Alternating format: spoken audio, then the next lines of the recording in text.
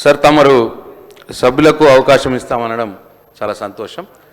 మా రిక్వెస్ట్ ఏంటంటే సార్, పార్టీల యొక్క స్ట్రెంగ్త్ను బట్టి, బలబలాలను బట్టి ఆ నంబరు సమయం నిర్ణయించాల్సిందిగా తమరికి కోరుతా ఉన్నాం సార్. గౌరవ సభ్యులు తలసాని శ్రీనివాస్.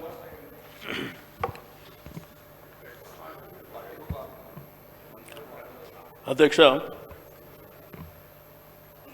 అవకాశం ఇచ్చినందుకు మీకు ప్రత్యేక ధన్యవాదాలు తెలియజేస్తాను అధ్యక్ష. ఇప్పుడే గౌరవ ముఖ్యమంత్రి గారు బలహీన వర్గాల పట్ల ఒక ప్రకటన చేయడం జరిగింది అధ్యక్ష. మీకు తెలుసు అధ్యక్ష, ఈరోజు ఈ దేశానికి స్వాతంత్రం వచ్చి 75 సంవత్సరాలు దాటింది అధ్యక్ష. ఈ 75 సంవత్సరాల స్వాతంత్రం తర్వాత ఈ దేశ నిర్మాణంలో,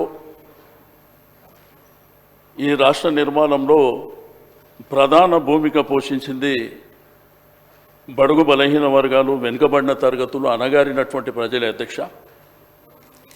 ఏ రంగంలో తీసుకున్నా కానీ ప్రధానమైనటువంటి భూమిక పోషించినటువంటి పరిస్థితి. కానీ ఈరోజు సామాజికంగా, రాజకీయంగా, ఆర్థికంగా ఒకసారి ఆలోచన చేస్తే దేశవ్యాప్తంగా కానీ రాష్ట్ర వ్యాప్తంగా కానీ ఎప్పుడు మా హక్కుల కోసం పోరాటాలు చేసేటువంటి సందర్భాలు, లేకపోతే మాకు ఇది కావాలి అని డిమాండ్లు చేయడమే తప్ప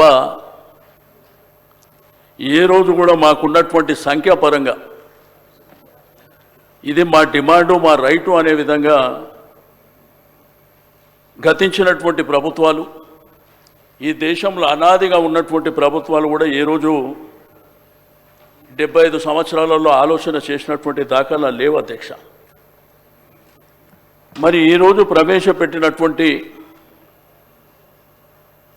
ఈ యొక్క కులగణన విషయంలో ప్రధానంగా 2011 సెన్సస్ ప్రకారం అప్పుడున్నటువంటి పాపులేషన్ 3,50,03,674గా చూపిస్తుంది అధ్యక్ష. అయితే ఈరోజు ఉన్నటువంటి ఈ యొక్క ప్రకటనలో మరి సుమారు 1,71.457 కుటుంబాలని అధ్యక్ష. ఆ రోజు ఉన్నటువంటి పాపులేషన్ అంటే 2011 అంటే 14 సంవత్సరాలు, అంటే దగ్గర 13-14 సంవత్సరాలలో ఒక 6 లక్షల పాపులేషన్ పెరిగినట్టే చూపిస్తున్నారు అధ్యక్ష. ఇక్కడ 370 అంటే మీరు చేసింది 354 అయితే 96.9 అయితే ఇంకా 3.1 పార్టిసిపేట్ చేయలేదనేటువంటి. అయితే ఈ లెక్కలని నిన్న నుంచి చూస్తుంటే అధ్యక్ష, బీసీ సంఘాలు కావచ్చు, మేధావులు కావచ్చు, అనేకమైనటువంటి డిబేట్ల ద్వారా కావచ్చు కొన్ని అనుమానాలు కూడా వ్యక్తపరుస్తుంది. దీంట్లో ప్రధానంగా ఈ పాపులేషన్ పెరగాలి కదా, ఎట్లా తగ్గింది అనేటువంటిది. ఓ వైపున బీసీల పాపులేషన్ తగ్గినట్టు కానీ, రెండో వైపున ఎస్సీల పాపులేషన్ తగ్గినట్టు కానీ, మూడో వైపున ముస్లిం పాపులేషన్ తగ్గినట్టు కానీ, ఓసీల శాతం పెరిగినట్టు కానీ కొన్ని లెక్కలు వస్తున్నటువంటి సందర్భం అధ్యక్ష. గౌరవ చైర్మన్గా ఉత్తమ్ కుమార్ రెడ్డి గారు మొన్న ప్రెస్ కాన్ఫరెన్స్లో గణాంకాలు చెప్పినట్టు ఆ గణాంకాల ద్వారా తెలిసినటువంటి విషయాలలో చర్చ జరుగుతుంది అధ్యక్ష. అయితే దీంట్లో ప్రధానంగా ముఖ్యమంత్రి గారు చెప్పిండ్రు అధ్యక్ష, ఇప్పుడే ఎన్యూమరేటర్లను పెట్టి కొంతమంది అధికారులను పెట్టి చాలా వరకు మేము పారదర్శకంగా చేయాలనేటువంటి సంకల్పంతో చేసినామని. కానీ నేను ముఖ్యమంత్రి గారికి మీ ద్వారా రిక్వెస్ట్ చేసేది ఒకటే అధ్యక్ష, మీరు ఏదైతే ప్రొఫార్మా ఇచ్చినరో 57 అంశాలు ఉన్నాయి దీంట్లో. దీన్ని ఏంటంటే మీరు మరొకసారి ఆలోచన చేసి, ఎందుకంటే ఈరోజు ఇది ప్రధానమైనటువంటి అంశం, మన సమాజంలో ఉన్నటువంటి 100% మంది ఉన్నటువంటి అంశం కాబట్టి దీనివల్ల ఏంటంటే అనేక అంశాలు దీంట్లో పొందుపరిచారు కాబట్టి చాలామంది ముందుకు రాలేకపోయారు. నాకు తెలిసి గ్రేటర్ హైదరాబాద్ పరిధిలో 30% కూడా పార్టిసిపేట్ చేసినటువంటి దాఖలాలు లేవు. మీరు మీ స్టేట్మెంట్లో కూడా కొంత జిహెచ్ఎంసీలో కూడా జరగలేదనేటువంటిది మీరు చెప్పారు అధ్యక్ష. అయితే ప్రధానంగా మాకున్నటువంటి ఇన్ఫర్మేషన్ ప్రకారం నీకు కాలనీస్ కానీ అపార్ట్మెంట్స్ కానీ బస్తీలలో కానీ ఇవన్నీ వివరాలు చదివిన తర్వాత మాకెందుకులే అని అవాయిడ్ చేసినటువంటి సందర్భం, మాకు అక్కర్లేదు అనేటువంటి సందర్భాలు కూడా చాలా జరిగినాయి. అయితే మీరు చేసినటువంటిది ఇంకా పకడ్బందీగా చేసి, ఇంకా దీంట్లో ఏంటంటే హరిబరి తొందరపాటు లేకుండా ఇప్పటికే మీరు ఒక 3-4 నెలల సమయం మీరు చేసిర్రు. సబ్ కమిటీ ద్వారా 12 సార్లు మీటింగ్ జరిగిందనేటువంటి అంశం మీరు చెప్పినరు. ఏది ఏమైనప్పటికీ అధ్యక్ష, మీకు అందరికీ తెలుసు ఈరోజు సమాజంలో ఉన్నటువంటి బడుగు బలహీన వర్గాలలో అవేర్నెస్ వచ్చింది అధ్యక్ష. ఈరోజు సమాజం పట్ల వారు మా యొక్క సంఖ్య పట్ల ఈరోజు ఆర్థికంగా సామాజికంగా మేము కూడా ఎదుగుదల కావాలి. ఒకవైపున విద్యాపరంగా ఎదుగుదల కావాలి, రెండో వైపున సామాజికంగా ఎదగాలి, ఆత్మగౌరవంతో బతకాలి, రాజకీయంగా కూడా ఎదగాలి అనేటువంటి సంకల్పం కూడా ఈ మధ్యకాలంలో మీకు అందరికీ తెలుసు. మరి గత ప్రభుత్వంలో మరి కేసీఆర్ గారి నాయకత్వంలో 10 సంవత్సరాల పరిపాలనలో చాలా వరకు కొన్ని కార్యక్రమాలు తీసుకోవడం జరిగింది అధ్యక్ష. ఈరోజు ఎడ్యుకేషన్ రంగంలో గురుకులాల విషయంలో కానివ్వండి, లేకపోతే గురుకులాలని ఇంటర్మీడియట్ వరకు తీసుకెళ్లడం కానివ్వండి, డిగ్రీ కాలేజీలు పెట్టడం ద్వారా కానివ్వండి, విదేశీ విద్య ద్వారా కానివ్వండి, సేమ్ టైం రైతు బంధు రైతు బీమా పొందిన దాంట్లో కూడా మెజారిటీ ఇదే జనం ఉంటారు అధ్యక్ష. దీంతోపాటు మీకు అందరికీ తెలుసు అధ్యక్ష, ఈరోజు హైదరాబాద్లో ఆత్మగౌరవ భవనాలు కానివ్వండి, దానివల్ల ఏంటంటే ఈ మధ్యకాలంలో గ్రామీణ ప్రాంతంలో కూడా చదువుకున్న వాళ్ళ సంఖ్య పెరిగింది అధ్యక్ష. ఈరోజు సమాజంలో ఉన్నటువంటి మన సంఖ్య పెరిగింది కదా, మనకు కూడా మరి సమానమైనటువంటి వాటా కావాలి, రాజకీయంగా కూడా సమానంగా కావాలనేటువంటి సంకల్పం వస్తుంది అధ్యక్ష. అయితే దీంట్లో కొన్ని లెక్కలు అధ్యక్ష. ఇప్పుడు 2023 అసెంబ్లీ జరిగినప్పుడు assembly election commission of India ఆధ్వర్యంలో వాళ్ళు 3,32,318 మంది ఓటర్లు ఉన్నారనేది వాళ్ళు లెక్క చెప్పారు అధ్యక్ష. 2023లో 3,32,32,18 మంది అని. అయితే మీరు ఇచ్చినటువంటి దాంట్లో 3,70,000, 3,70,00,000. అంటే దీంట్లో మన గవర్నమెంట్ అఫీషియల్ లెక్కల ప్రకారం 6వ తరగతి నుంచి 17వ వయసు అంటే 17 సంవత్సరాల వయసు లోపల ఉన్న వాళ్ళు 62,30,504. అదేవిధంగా ఏదైతే ప్రైమరీ స్కూల్లో ఉన్నటువంటి 0.6 వయసు ఉన్నటువంటి పిల్లలు 38,99,000 ఉన్నట్టు.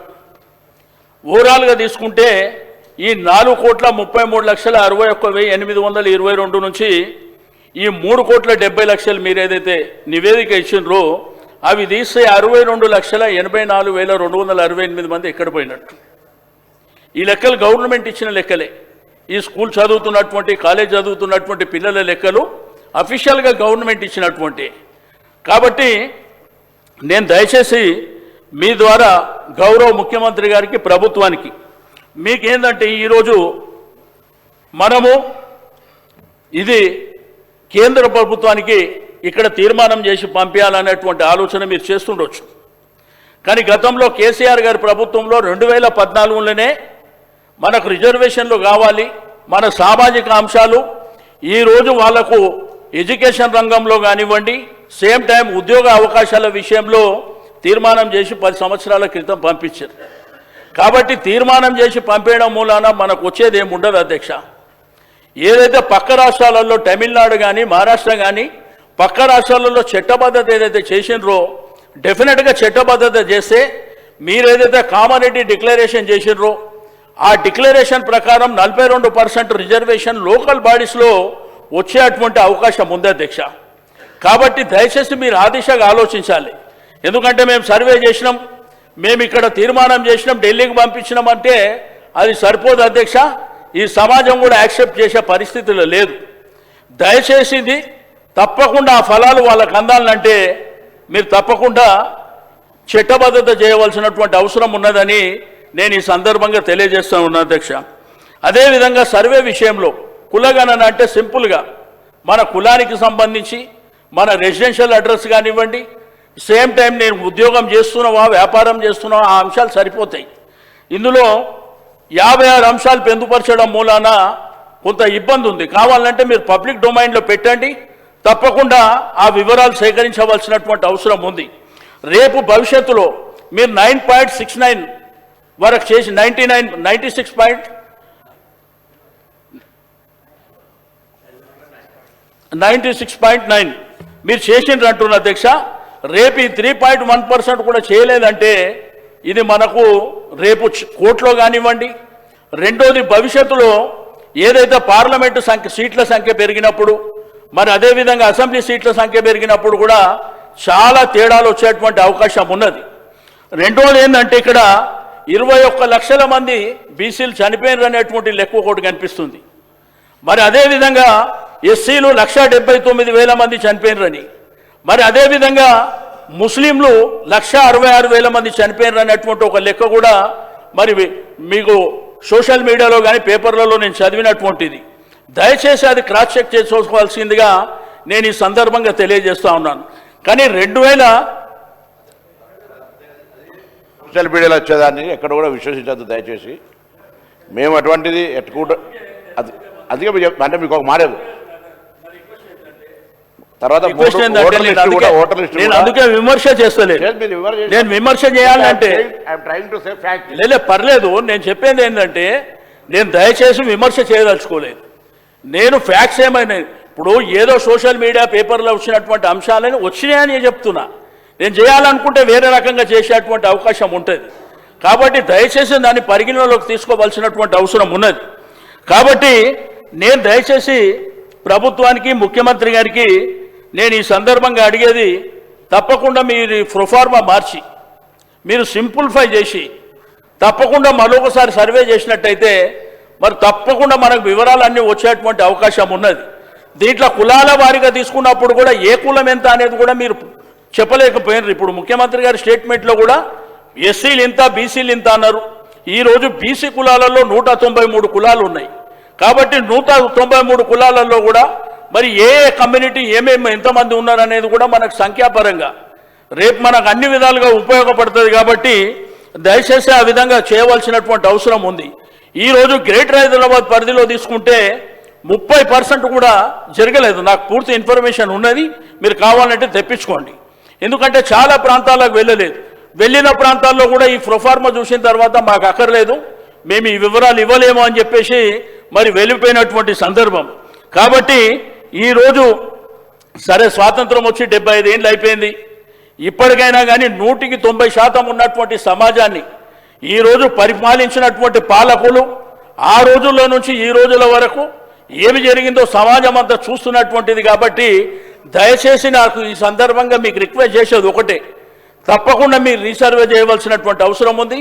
రెండోది, ఇది తీర్మానం చేసి ఢిల్లీకి పంపించకుండా ఇక్కడ చట్టబద్ధత చేసి ఎలక్షన్ ఏవైతే లోకల్ బాడీ ఎలక్షన్ జరగబోతున్నాయని అనుకుంటున్నారో తప్పకుండా 42% రిజర్వేషన్ అయిన తర్వాతనే ఎన్నికలు జరపవలసిందిగా ఇచ్చినది కామారెడ్డి డిక్లరేషన్లో మీరు వచ్చినటువంటి హామీ. కాబట్టి మీరు 42%, అంతేగాని మేము కేంద్ర ప్రభుత్వానికి పంపిస్తాం, రాజకీయ పార్టీల పరంగా 42% మేము ఇస్తాము అంటే అది కుదరదు.